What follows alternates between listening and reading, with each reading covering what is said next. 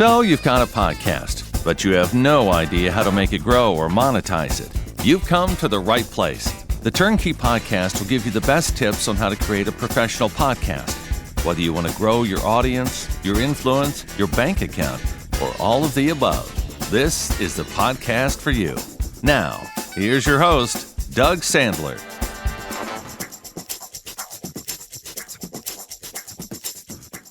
All right, Turnkey Podcast community, theater geek turned podcaster. That just about sums it up for David Baer. His podcast, More Perfect Marketing, is more better than just podcasting and more better than just marketing. Turnkey community, today, connecting your business with your podcast is more essential and more important than ever for your business success. So we're going to take a dive into this today because David does a really good job. I've had a chance to listen to some of his episodes. Really good job of not only connecting his business with his podcast, but his guest with his community too. And it's a win for everybody. It's a win for the community. It's a win for the guest. And of course, it's a win for David as well. Let's talk about it. David, welcome to Turnkey Podcast. Hey, Doug, thank you so much for having me on. I really appreciate it. All right, theater geek turned podcaster. So go back to your origin days. Tell me about your theater experience. Totally. So my first theater experience in the professional theater world was when I appeared on the Broadway stage in a musical called Me and My Girl back in 1983. Wow. But I actually didn't stick around as a performer very long. I became a professional stage manager. I had my equity card and got into the management side of the business and ultimately became a professional arts administrator. So I ran a 5-theater performing arts center complex for the state of New York for several years. And that's really where I started my marketing career. All right. So talk about that. How did you get theater gone into marketing? It's not like a far stretch to go from one to the other because they all involve some level of theatrics. Maybe share a little bit about how you got into marketing from your 5-theater experience. Oh, totally. So my job in that experience was to fill the theaters with events, with rental of the theaters. So we were a presenting organization. We would have major orchestras and national tours of theaters and stuff. We were sort of between New York City and Boston. Sort of, if somebody was routed through on a tour doing the Northeast circuit, we were typically a stop. And the rest of the time, all of the theaters were empty. I needed to find tenants. So my job was to market it to professionals who needed to rent theaters. And that was my introduction to how do you address some of the things that people need in marketing materials in a way that's going to set your offer apart from every other offer that they're seeing and speak to the things that they're prioritizing as being important to them. And so that was my introduction to marketing. So what's really interesting about it is that, I never really thought about it from other than a business development perspective. Podcasting really does jive really well in the marketing. You're talking about, you understand who your market is. You probably have an offer if you have a podcast of some sort, and you probably at least are trying to connect with your message to a certain degree so that it's a consistent message going out. Talk to our community that's getting involved in podcasting or thinking about doing it or in it now, but just not kind of finding their groove. Connect your podcast with marketing. How does it help you from a marketing standpoint?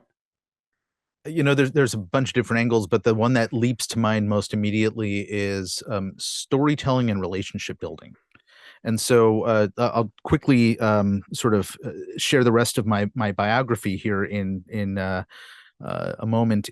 I went from working in the theater industry to you may recall that I actually became a wine industry marketer. I do. For some reason, yes. I think I knew that. I don't know why I knew that. Maybe because of my Something to Wine About podcast or something. I don't remember. Maybe we might have had a conversation about it. We did. And that's what brought me from New York to where I live now in Oregon, because I started doing marketing work in this market and ultimately started a Facebook advertising agency specifically in the wine industry.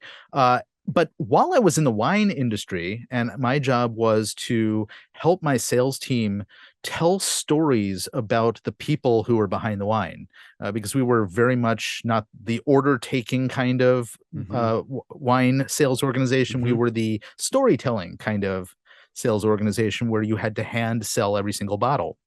And so if we were trying to get into Danny Meyer restaurants or into, some highfalutin wine shop, well, we needed to be able to have really good stories to tell in order to help the staff in those places effectively pass along the stories to their customers. Right.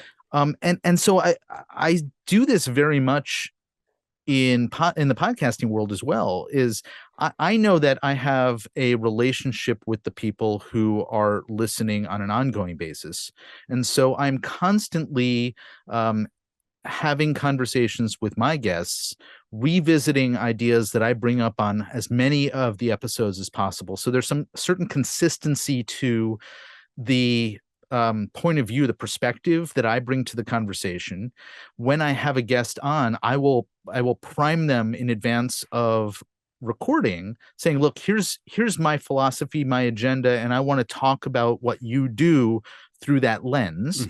So it helps reinforce a lot of stuff for the listeners who are consistently returning to hear me again and again. And then ultimately they're hearing different ways to apply these ideas that I try to reinforce. And that's very much what I think I've done in most of the marketing work that I've done in the past, whether it's trying to sell tickets to classical music concerts or getting wine onto great restaurant lists. It's building relationship through storytelling.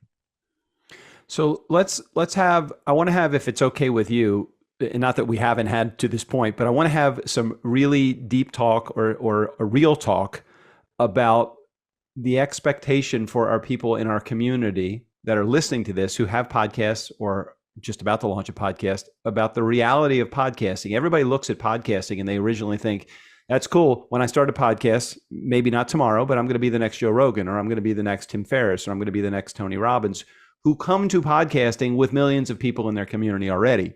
Now, I came to podcasting with 7 people in my community, and I think 5 of the 7 were family members.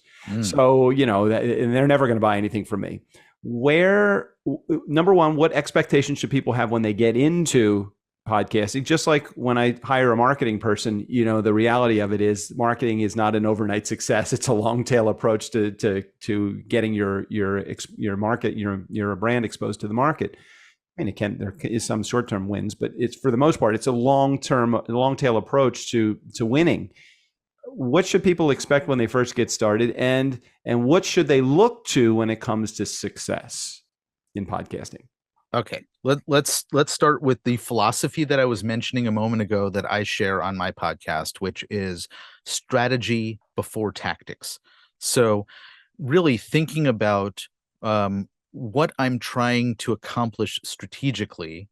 And the first decision I had to make was, all right, what am I trying to accomplish? What are the tactics I'm going to employ to get there? And I arrived on podcasting as something that would be helpful to achieve the big picture goals that I had. Yeah. So in my case, I have a business where we license intellectual property. Basically, it's a consulting framework that we license to professional marketers, to marketing agencies and marketing service providers. And so my podcast could get by without ever having a single listener. Repeat that. I could have tremendous success with my podcast without anybody ever listening to an episode. All right, don't go on yet. I want to understand. I want my community to understand, because I'm assuming that we're heading in the same direction with a lot of our business development tools and the strategy that we employ. But I want to make sure my community understands. David, how the hell can you do that? No listeners? Where do you get your dollars from? Where do you get your business from? So Go. there's two pieces to this, and yes, we didn't discuss this in advance. No, this is great. I love this. You worked into it perfectly. I wasn't leading you. I'm literally just asking you the questions that I want to know the answers. Some people go in a completely different direction, but I'm glad you're going in this direction. Let's talk about it. Yeah. So it happens that I have some listeners, and then I had to figure out, okay, what the heck do I do with these listeners? But in fact, right. the purpose of the podcast was for me to make connections with people who either were or who had influence in the marketing professional space. And so they are either guests of mine who are coming on to the podcast to talk about their marketing agency and marketing expertise, who could potentially be a future licensee of mine. Sure. They are people who have influence or connections among people who could potentially be future licensees of mine. There are people for whom future licensees of mine might be interested in listening to. Mm-hmm. Right. And so I can take that content and use it in my own marketing purposes without somebody discovering it on some feed somewhere. So when you're dealing with any of those three, and I'll happy to take any or all of them at one time that you want to share, how do you give the impression to the person that's about to sit in that guest seat, so that my community understands this, the impression that, or the comfort level that you are not getting them in the guest seat to sell them, and you don't have that prospect salesperson dance, and you're from my experience with you over the last couple of years and getting to know you through, I think, JVology. Is that how we got together? That's where we first met. Yes. Right. The last thing you are is like a high pressure guy. I mean, you're just having a conversation. So talk to my community about how do you get people to feel comfortable with that approach, where they don't feel, well, I just bait and switch somebody to get into the guest seat. Yeah, totally. Well, firstly, I am totally transparent with them about what I do and what I offer, and then I say something along the lines, and this is before we even do the recording, so Right. So get them at ease. And by the way, at the end of this recording, I'm not going to sell you a damn thing. In fact, I have no idea whether what I do is appropriate for you. But if you're interested in having a conversation about it, I'm happy to. And that's it. Got it. And so it lets them know, okay, I do have something for you, but it's something that you're in control of. Yeah. Telling me whether this is a conversation that we're going to be having or not. And frankly, Doug, I will add one other thing, which is I am a super uncomfortable salesperson. I have read your father's book and listened to the stuff that he trained on, and I cannot do any of that stuff. I can't either. Whenever anybody expects me to be my dad, I'm like, no, I'm too uncomfortable in that. If you want to talk further, you're going to have to make me have a phone call with you or a Zoom meeting. And I do love that, and I do appreciate that. How successful can someone be in the space, and what level of service do they need to have? Can they sell a $20 book this way? Can they sell a $20,000 program this way? Does it matter? I think, again, going back to the strategic approach, there's a lot of easier ways to sell a $20 book. And so this may not be the approach to take if you're trying to sell your guest a $20 book. If you're trying to sell your listeners a $20 book, that's a different matter. What we sell is a $10,000 upfront investment, and hopefully, if our licenses are successful, several additional payments of $5,000 over the course of a year. Right. So it's big ticket stuff, and it has generated licensees for us. So have you found that you've gotten through using this process, have you gotten any kickback from any, I don't mean dollar-wise kickback, maybe pushback is a better word. Mm-hmm. Have you gotten any pushback from anybody that sat in that guest seat saying, damn, this guy just put me here because he wants to do this thing to me? I have not. And I think in part it's what you observed about me a moment ago, and the way that I set up the conversation, which is I've had some people who have said, at the end of that introduction, before we hit record, I've had them say, "Oh, phew, I have been on some of those Yes. podcasts, and it's been really uncomfortable at the Right. end. Thank you for saying that." Right. And so and for people, again, it's not always people I'm interested in having be a client of mine. It's also people who can influence that. And so Right. I will say something similar, which is, "Hey, I don't know if you have time. I built a little bit of extra time into the appointment so that after we're done, I'd love to share a little bit about the work that I do with marketing agencies. I know that you're connected with a lot of them, and would love to see if maybe there's some people in your circles who are a good fit. Let me know if you're interested in that conversation." Thank you for asking. Right. Right. And just know, if you're listening to this, and even if that felt too forward for you, that is not even something you need to do. You have a built-in process for editing, releasing, and then getting back information from your community, built-in steps where you actually could have that conversation with that person at a week before it's about to launch. Hey, look, I want to let you know it launched. If any of that stuff that we talked about during the podcast made sense to have a future conversation, let's do it. When it's launched and comes out, hey, I got a 5-star review on the podcast. Again, tell the truth. If it's something that you actually did, tell them the truth. Give them the information. Hey, I got positive feedback from the community. Any of that stuff that we talk about, would it make sense for us to have a follow-up conversation? You have opportunity in there. And I'm assuming that you're always like me. I'm feeling out the scenario to see when it makes the most sense to have that conversation. I don't have as sophisticated a follow-up process as what you've described. And it's in part because I'm a little lazy, and I have a VA in India who is doing all of the stuff around what we do. But ultimately, I have several different places that I can direct somebody. And one of the things that I will ask them is, we've built a community for marketing agency owners who may or may not ever end up doing any work with us, simply because it's the model of a free community, and some people upgrade to the paid community. Right. That's exactly what we're doing. So we have a book club that we host for agency owners, and we will invite everybody as part of the follow-up sequence. So I do have a little sophisticated sequence afterwards. Hey, thanks for being on the podcast. By the way, I don't know if I mentioned this when we spoke, which gives me an out in case I did. Right. We have this book club. Here are the details. We'd certainly love to have you participate. Here's where you can say yes. And so it gives me an opportunity to get them onto a list that I continue to drip on, where I'm not ever selling them, but I am staying in front of them.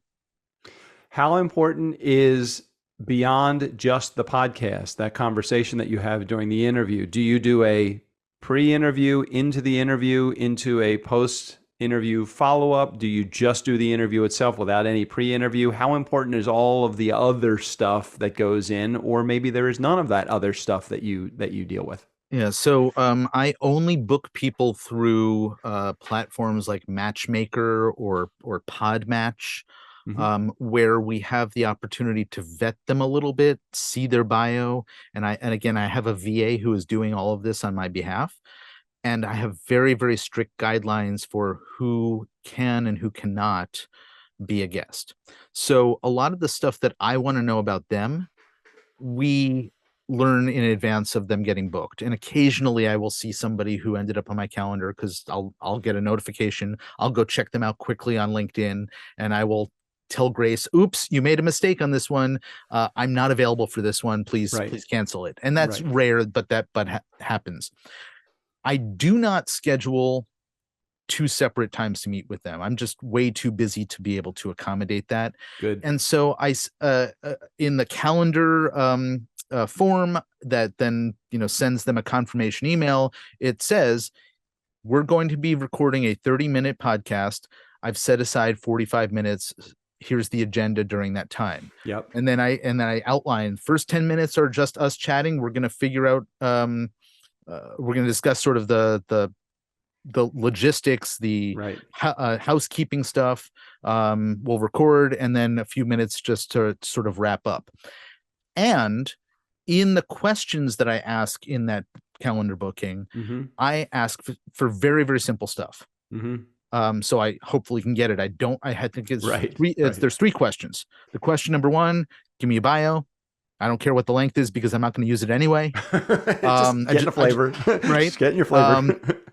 Number 2, what is the big takeaway you would like listeners to have gotten from our conversation? Because that is the most important question for me, to be able to know how to guide the conversation and how to extract my agenda of reinforcing the motifs that I like to reinforce through whatever it is that they've said they want the takeaway to be. And then number 3, what is the one link you would like us to mention at the end of the episode?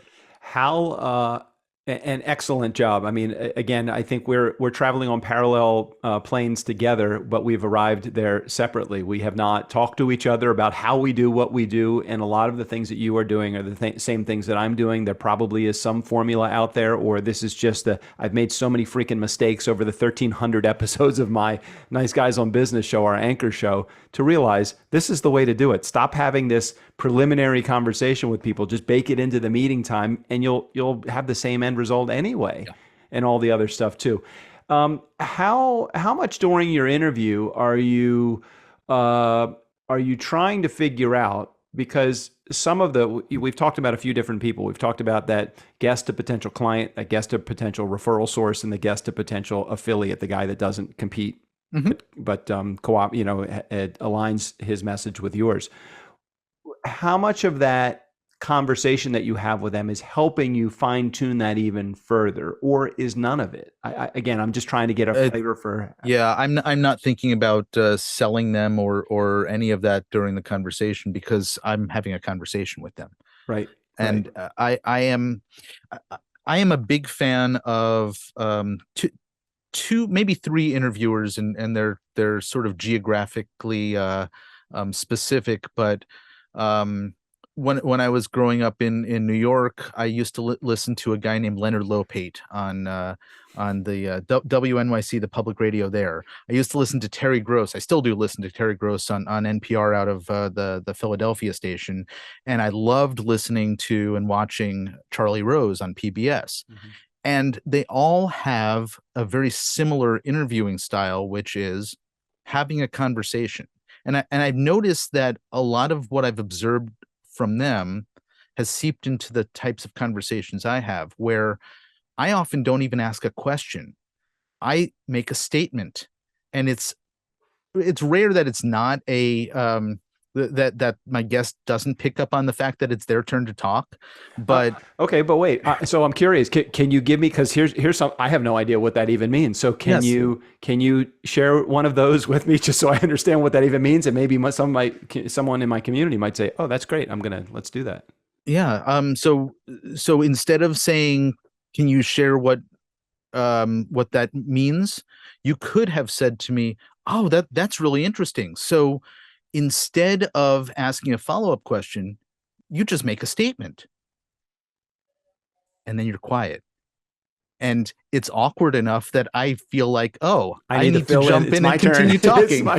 It's my turn. I'm really curious about the "it's my turn." I love that. I have to become a student of that. I got to listen to because I feel like, all right, I love to challenge myself with each one of my interviews, not necessarily just from I'm going to gain wisdom from this guest that's sitting across from me, but I want to fine tune my interview skills. I can remember when I first got started. And when I first get started, Nice Guy community, Turnkey community. I just called you from my other show, community. I apologize, Turnkey community. How dare me refer to you like you are my Nice Guy community? I remember, new to me is anything before episode 100. So it was like, if you're in this and you're at episode 10 and you're trying to figure out, why haven't I made any impact with my show yet? Because you're on episode 10. Okay. Give yourself another 90 to 200 episodes to get there. What's so great about what David has done is he has done this in a relatively short period of time. You have 120 something episodes, something like that. Yeah, I think that's what I have published. I have a bunch in the hopper, and as you were speaking, I knew this was going to come up, so I was racing That's to okay. see That's what the all right. number is. So I have, let's see, let's click into scheduled here. I have 137 recorded. So of 137 recorded, 120 some odd that are already up there, David is so far ahead of the game right now. Not because he's got X amount of extras recorded, but because of the wisdom that he has learned. And this, I couldn't even find my ass for a hole in the ground with the difference between what he has done and what I have done at the point you are in your career. And I know that has a lot to do with your business acumen and the fact that you are a marketing smarty guy and all of it, no disrespect at all great things. I came at this from such an ignorant perspective. I've stumbled on some of these and I'm still learning at episode 1300 plus many of the things that I need to learn. I'm not that, by the way, that was a really good example of what we were just talking about. I did it. I was trying not to ask a question and I did it. I just wrecked it all. You did a great job there. I will. So what I was thinking as you were talking about that is, first of all, I still don't know what I'm doing either. Particularly when I get somebody who I'm in extreme awe of because of the things that they've accomplished, and I just don't want to look foolish or screw up or ask a stupid question. Well, let me know when that guy comes across, because I know that ain't me.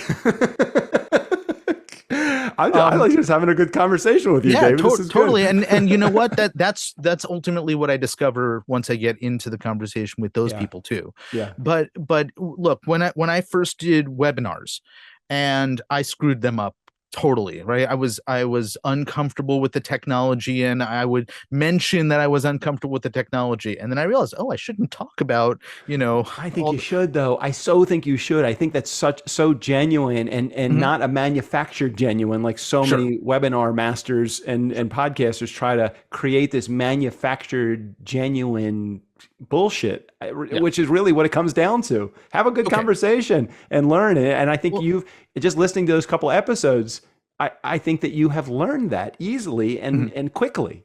Yeah. All right. Well, here's another example then of the point that I was attempting to make before you had a counter to disagreement there. If you go and you look at somebody who is super successful and polished on YouTube, and then you go back to their early videos, they're very, very different in the quality of their delivery. And so this is really just a hurdle that you have to get over and force yourself to get through. I certainly feel like I'm still getting through it, and I'm not, thousands of episodes, although I used to have a wine podcast. I don't know. I think I did maybe 300 something episodes of that, but that was like 8 years ago. So you were doing it when it was hard. It was hard, man. You had to do everything manually. You had to have your gerbil call your a VA that was through a boat and try to figure out how to make it all come together. And it took like 6 weeks to publish an episode because technology sucked. Yes. Well, I don't even remember what I had to go through. I remember using Libsyn. I think. Yeah. What I was using. They're still around. They're the granddaddy of them all. But that's all I remember about it. And but I still am learning. And 137 episodes recorded, and another 15 on the calendar waiting to be recorded right now. What would you consider success in podcasting? How do you know that you're achieving, what metric or what KPI are you supposed to hit in order to say, you know what, this is working for me? Because I do have, and maybe you can teach me something, I would love it here. How do I talk to my clients that are struggling with defining what success is, and while they're defining it and trying to figure it out, say, I don't want to do this any longer because I quit, because I'm not successful at it? And for me as a podcast producer that works on a subscription program, everybody pays once a month to belong to my club. The people that go away stop paying also. So I don't want to necessarily salvage them just for my bottom line. How do I salvage them from themselves giving up when it comes to podcasting, in your opinion? Okay, well, I don't know that I can give you a metric. Give me the universal answer, damn it. Yeah. And here's the funny thing. This is my fourth podcast of the day. I interviewed one person today, and this is my third time being interviewed today. Oh boy, sorry. I'm sorry. And on an earlier interview, somebody asked me a very similar question about return on investment. What's the right percentage of return on investment in your marketing? And I said, that's not an answer I can give. And here's why. Because you need to understand the role that podcasting plays in your business to be able to apply the goal that you're trying to achieve and then connect the podcast to that goal. Right? Yeah. So if my goal is to get or be introduced to, one new prospective licensee for our business a month from podcasting, I haven't articulated that goal until now. So that just, I just made that up. And I have a secondary goal, which is to have authoritative evidence that I actually know what I'm talking about, or that I'm an expert in the area that I tell people I'm an expert in. Well, I've already accomplished my goals. Right. And so finding something that you can say, this is why I'm podcasting, and this is a number that I'm going to apply to it, or I need to have content that I want to put on social media to demonstrate that I'm an expert, and all it takes is me recording for 20 minutes a day, three Amen, times, brother.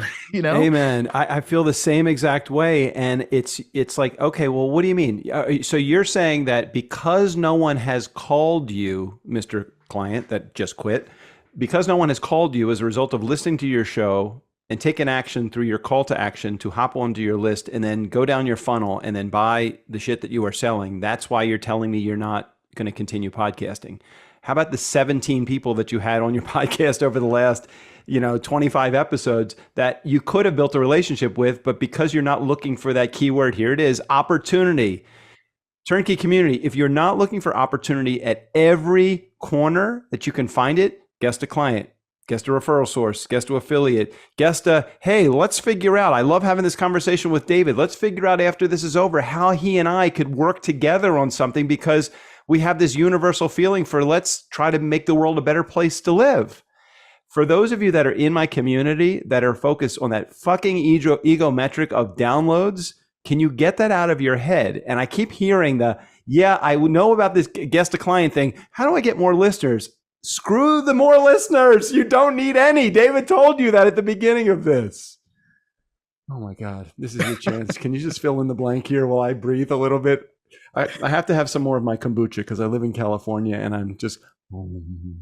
you were doing so well when you just finished that rant on a statement and then you turned it into a question asking me to take on, and I was so ready to jump in there. So you got to keep practicing. I own it now. It's fine. I know how to do it. You've given me permission to call it something. I just have to come up with a name for it now and then market it. Good. And then it'll be your original idea or your unique mechanism. That's right. There we go. I think there's so much to that point that you were making, which is ultimately, I'm looking, you mentioned downloads and I wanted to see like cumulatively. I haven't looked at my downloads. Cumulatively over the year and a half that I have done this thing, it is like 30 something thousand downloads over the 100 something episodes that are published. I don't know if that's good. I don't know if that's bad. Well, I know that more than 200 is above average, and probably more than 1,000 is in the top 1%. Is that a per episode? Yeah, per episode at the 30-day mark. I think they measure it at the 30-day mark. If you have more than 200 downloads, you're probably at the 70% percentile. But it doesn't matter. Like I have a show called Ford Mustang The Early Years. If I got more than 100 people to tune into that show every week, and fortunately I do because I know what my call to actions create this amazing tidal wave of opt-ins, I don't have an opportunity to put that show in front of 100,000 people. Yeah. So depending on your niche or your niche, depending on if you're fancy or not, you may not have more than 50 people listen to your episodes, which is fine. If you're able to achieve the goals that you had set, as David said before, put strategy before tactics. Is that what you said? Put Correct. Okay. But strategy before tactics. Hey, I love that idea of what did you do this episode or this month or this year to build your influencer status? What did you do this year to grow your community? If you have those as your metrics, you probably will be seeing some level of success because you're using the right metrics to measure success. Yes. And again, congratulations on the statement thing. I don't think that there's any question in my mind about whether this is a useful activity for me and for my business. And so in addition to all the things that I have talked about in terms of business growth, whether it's meeting people or whether it's demonstrating authority, the other thing that I get to do is learn from all of my guests really cool stuff. Free coaching. Right? Free and coaching. Whether it's free coaching or whether it's a new idea or a different perspective. I'm by the way, I'm one of those rare birds that has like friends on the other side of the political aisle. So I'm open to different perspectives. And so this is an interesting opportunity for me to be exposed to ideas about marketing or tactical areas about marketing. I don't know, and I don't care anything about TikTok, for example, but I'm happy to have somebody come on and explain it to me through the lens of strategy, because it helps me grow professionally. And what I've discovered is I've also amassed an audience who have found me in some way. I'm not doing very much to promote the episodes, but I've amassed enough of an audience that I have people who have been interested and willing to join an email list that I have, and then I have to like continue to tell them stuff. So I'm using the stuff that I learn or the ideas that are shared on episodes to then help populate social media content, emails that I send out once a week, not selling anything because I don't sell things to, general business owners, etc. Right. So there is an upside to all of that as well. Okay, we can't go on any longer. We cannot. We're talking from the same side of the coin. If there was something that you could go back and change about what you have done over the last 127 episodes or 130 plus that you have in the can, is there anything that you would change? I'm not sure that there's anything that really stands out as something I need to change. I had a bunch of my early episodes. I didn't have my ideal anything on with me. In fact, I think I did solo episodes at the beginning. I interviewed people who didn't really have the ability because I needed to get my feet wet. Those are not my best episodes, and forgive me some of those early guests if you are hearing this. That's right. But I'm quite happy with what it's accomplished because I've had specific outcomes that I had in mind. And so I'm okay with the fact that not every episode is a winner, because that's not the goal. Right. They say success is a jumbled mess rather than a straight line. Would you agree? And has that been the way that your show and that your business has played out? The show is certainly a jumbled mess to some extent, but nobody sees that from the front end. I'm the only one who know. Well, me and my VA, we're the only ones who know that. Right. As for my business, no, it's absolutely not a jumbled mess. I will never admit that publicly. You can't ever admit that. Well, I mean, to achieve where you have gotten to, the path to there. Maybe I worded that wrong. The path to get there was a jumbled mess. I mean, a jumbled mess. I mean, you just ask any of my clients. While I service the hell out of them, I make up in enthusiasm and over delivery than I do in intricately built solid concrete systems, and we work towards all of them. But every time we have a great system, somebody else says, hey, do you think we could offer this service? And it is a service that I think would be valuable for our clients. We could keep the same archaic system that we have, but let's build upon the system that we have and keep making it better. So I'm always off balance just a little bit. Shouldn't we be, as entrepreneurs, always a little off balance? Oh, I think that is true. And I've just been in the process of writing the draft of I want to say our new book, the one that my business partner and I will be releasing sometime in the next month or so. But really, I wrote it. He just gives me feedback. And I tell the story of all of the mess that came before the structured success that we have now. And so, yes, absolutely. We needed to make a whole bunch of mistakes, just like every entrepreneur out there, before we were able to find the sort of the magic formula that has allowed our business to see the success it has now. So before I hit record, I had asked you what would be a success for you, and you were gracious and kind enough to say, "I just want to deliver really good content. I don't have anything for your listeners." And then I made you give me something that you have for my listeners, in spite of the fact that you did not want to. But could you share what we decided? Because I cannot freaking remember what we decided to give to them. What were we going to do? Yeah, totally. Well, I mentioned a moment ago that I had to figure out what to do for my listeners because I was getting lots of questions emailed to me from listeners.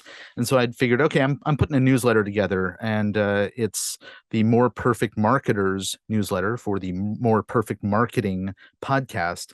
And I'd happy to have folks join our community. And the community is just a newsletter, by the way. At least it is now. And there's nothing for sale. Actually, I think there is something for sale. There's a bunch of old courses that I have, and if people have questions for me, I'm happy to help them. But I'm really not selling anything. You got to dust off the courses before you take the first version of it. Where can they get that? They can pick it up at mpmcommunity.com. All right. And we'll make sure we put a link in the show notes for that over on the Turnkey show notes. If you don't know how to get to the show notes in your podcast, or shame on you. I'm not telling you how to get to the show notes. David Baer, my brother in podcasting, thank you so much for sharing your message today. Thank you, Doug. Thanks for listening to the Turnkey Podcast. If you like the show, please rate, recommend, and review us on Apple Podcasts, Google Play, or wherever you get your podcasts. Yes, that's the call to action. Make sure to include one on your show also. You can get more valuable advice at turnkeypodcast.com.